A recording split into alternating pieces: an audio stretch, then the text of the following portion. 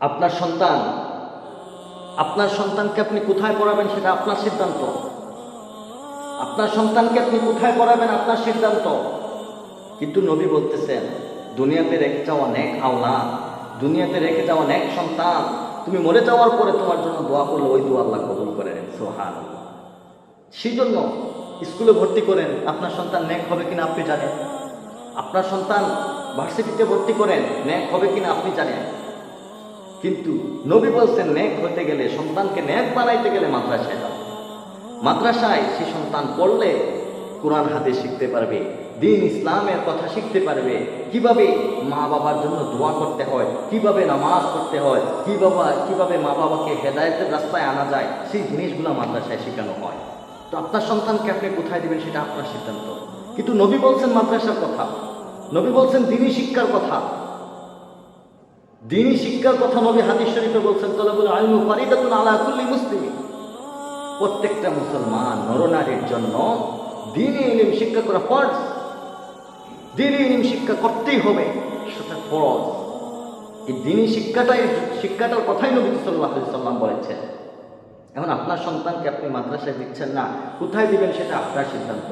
কিন্তু নবী বলছেন, তুমি দুনিয়াতে নেক আওলাদ রেখে যাও, নেক সন্তান রেখে যাও। সেই সন্তান তুমি মরে যাওয়ার পরে তোমার জন্য দোয়া করবে, তোমার জন্য ফরিয়াদ করবে, রাব্বির হামহুমা কামা রাব্বায়ানি সগীরা। আমরা দোয়া করি মা বাবার জন্য, আল্লাহ আমার মা বাবা আমাকে যেভাবে লালন পালন করেছে, তুমি আমার মা বাবাকে, এখন তো আমরা লালন পালন করতে পারছি না, তোমার কাছে আমার মা বাবা আছে, তুমি ওইভাবে আমার মা বাবাকে লালন পালন করো। এই যে দোয়াটা, এই দোয়াটা শিক্ষা দেয় কোথায়? মাদ্রাসায়। আপনার সন্তান মাদ্রাসায় পড়বে, আপনার জন্য দোয়া করবে, আপনার মধ্যে গানের জন্য দোয়া করবে। আপনি মরে যান, জানাজার নামাজ পড়াবে কে? একটা ভার্সিটির স্টুডেন্টকে বলেন, সে যদি কোনোদিন মাদ্রাসায় গিয়ে থাকে তাহলে সে পড়াইতে পারবে, আর না হলে দেখা গেছে মসজিদের ইমাম সাহেবকে খুঁজতে হয়। খুবই আফসোস, খুবই দুঃখের ব্যাপার এটা।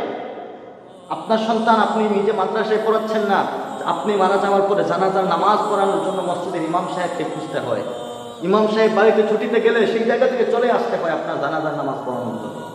আপনার সন্তান যদি আলেম হতো, আপনার সন্তান যদি হাফেজ হতো, আপনার সন্তান যদি কোরআনের হাফেজ হয়, আপনার জানাজার নামাজ আপনার সন্তান পড়াতে পারবে, আপনার সন্তান আপনাকে দাফন কাফন করাইতে পারবে, গোসল দিতে পারবে। কিন্তু আপনি মাদ্রাসায় পড়াচ্ছেন না, আপনার সন্তান কিভাবে আপনাকে দাফন করাবে, কিভাবে গোসল করাবে, কিভাবে আপনাকে জানাজার নামাজ পড়াবে, সেটা তো সে জানে না। এই জন্য নবী বলছেন মাদ্রাসার কথা, দ্বীনি শিক্ষা প্রতিষ্ঠানের কথা।